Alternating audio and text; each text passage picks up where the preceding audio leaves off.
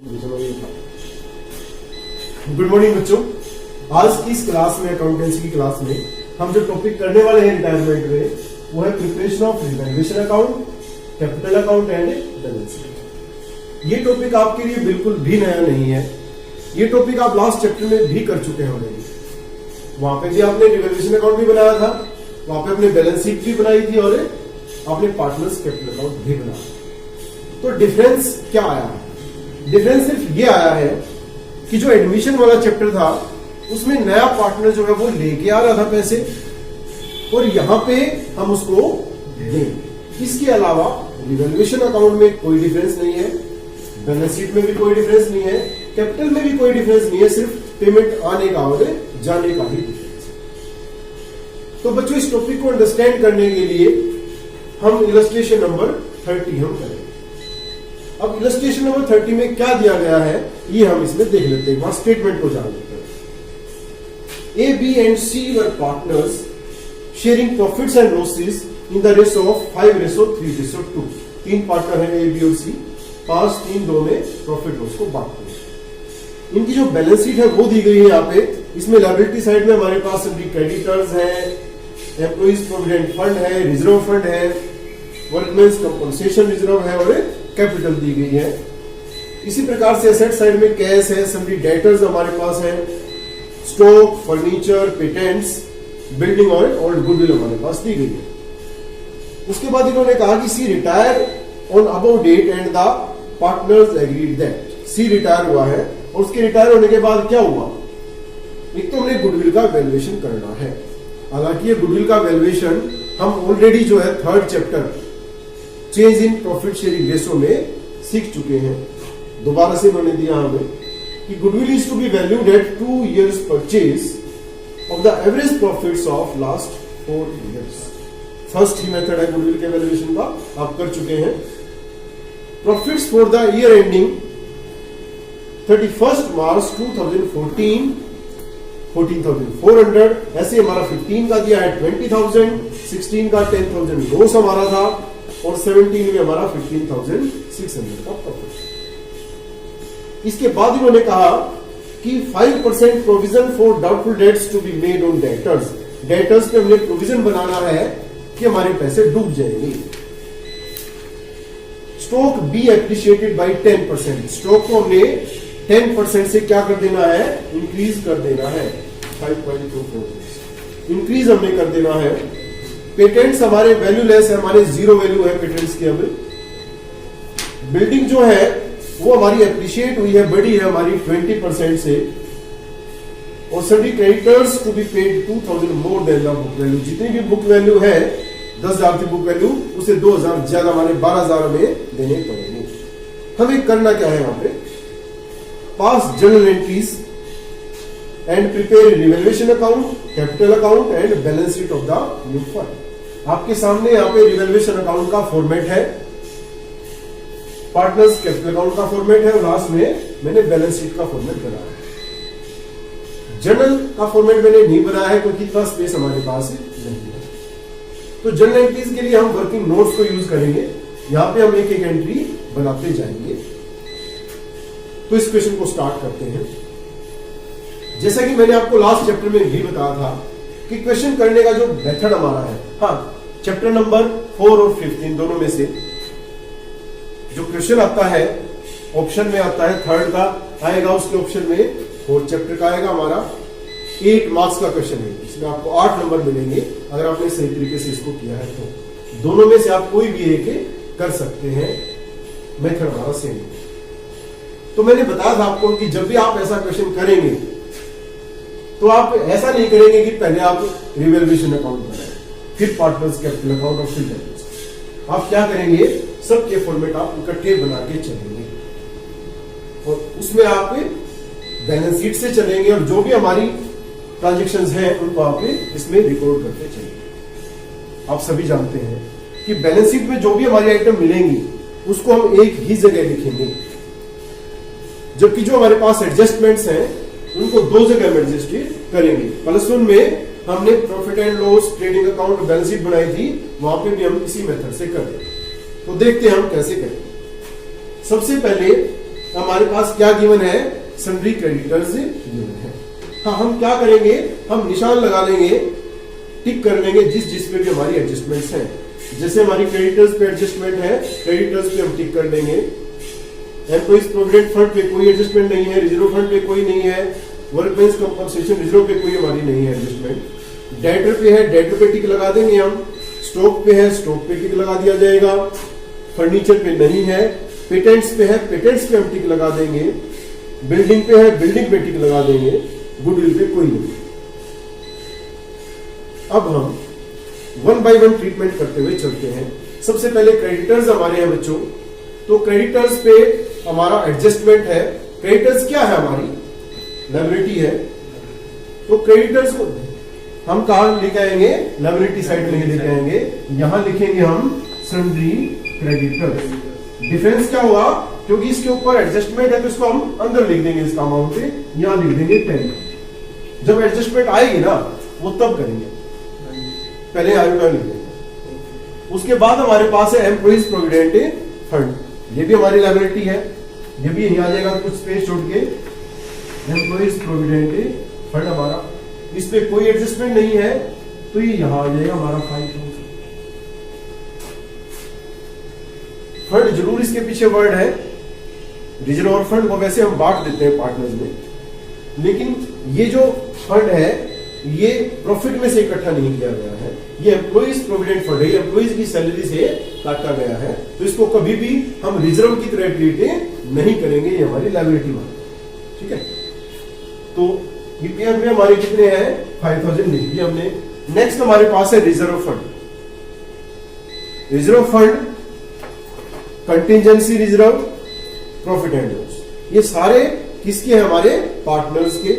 आज एक partner retire कर रहा है तो इनको हम सभी पार्टनर्स में क्या कर देते हैं, हम बांट देते हैं। जो जा रहा है वो ले जाएगा अपना पैसा, बाकियों को उनके कैपिटल अकाउंट में सभी में बांट देंगे, क्योंकि ये रिजर्व क्या होते हैं भाई, हमने प्रॉफिट्स में से पैसा बचा के रखा है, तो ये पार्टनर्स का ही है, बांट देंगे। ओल्ड रेशो में ध्यान रखना हमेशा, कुछ होते हैं हमारे सिंपल रिजर्व्स, ट्रीटमेंट में पहले करवा चुका हूं। जनरल रिजर्व, रिजर्व फंड भी बोल देते हैं इसको, contingency reserve, profit and loss, इनको हमेशा हम ओल्ड रेशो में बांटेंगे, ओल्ड पार्टनर से।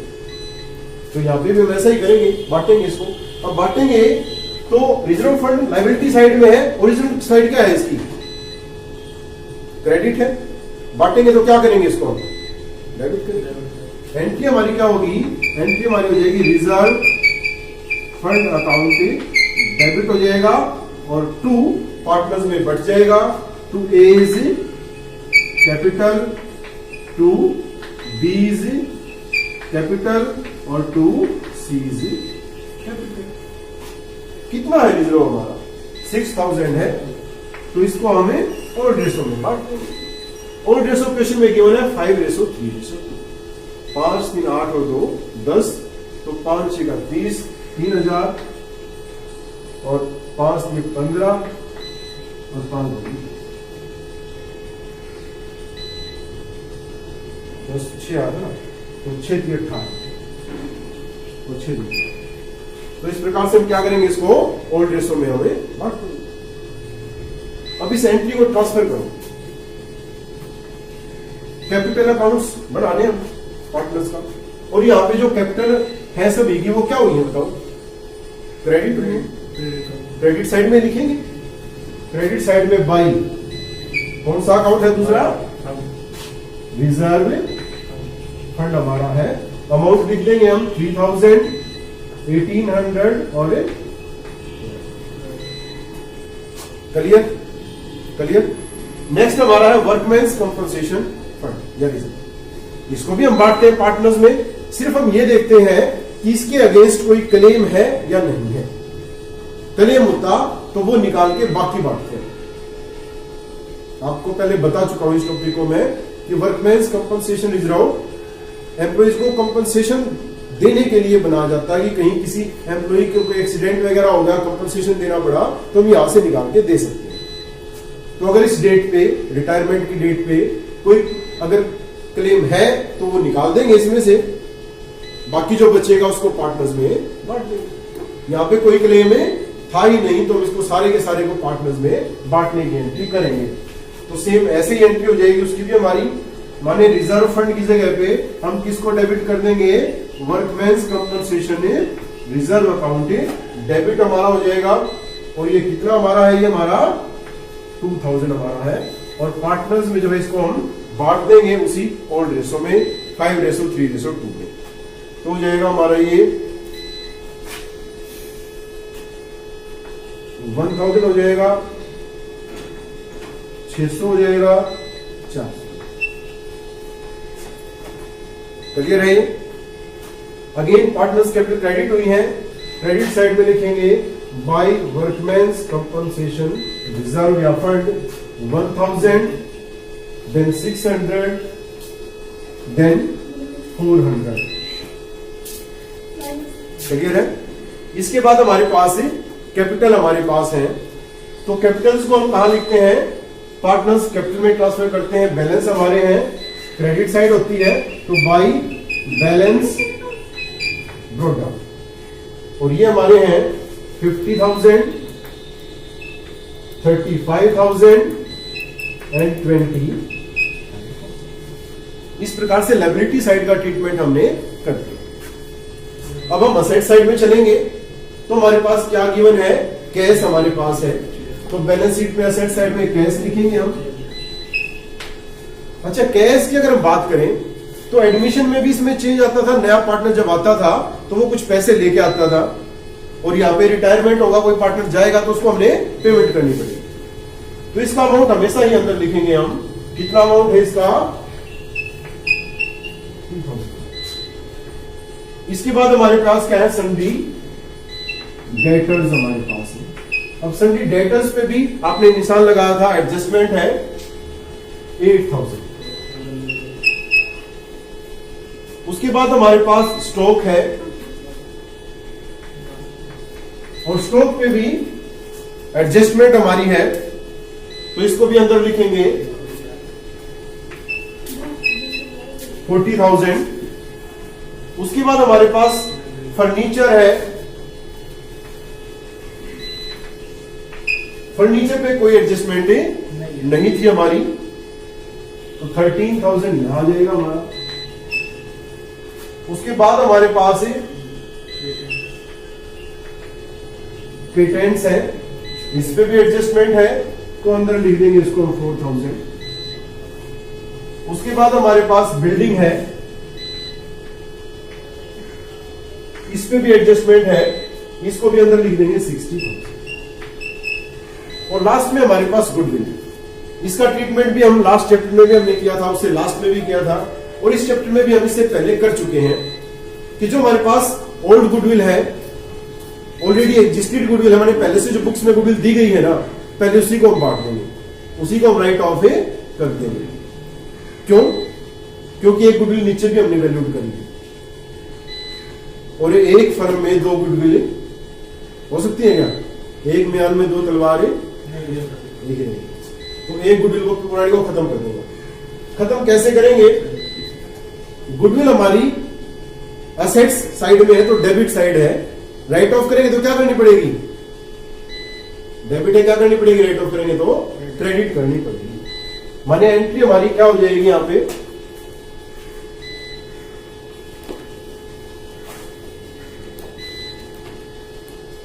गुडविल को हम क्रेडिट करेंगे, और डेबिट कौन हो जाएंगे जी? ओल्ड पार्टनर, सारे ओल्ड हैं। Is capital account debit, B's capital account debit, seize capital account. Goodwill हमारी कितनी है यहाँ पे? 6,000 है। अब उसको हम डिस्ट्रीब्यूट करेंगे तो कितना आ जाएगा हमारा? 3,000, 1,800, 1,200।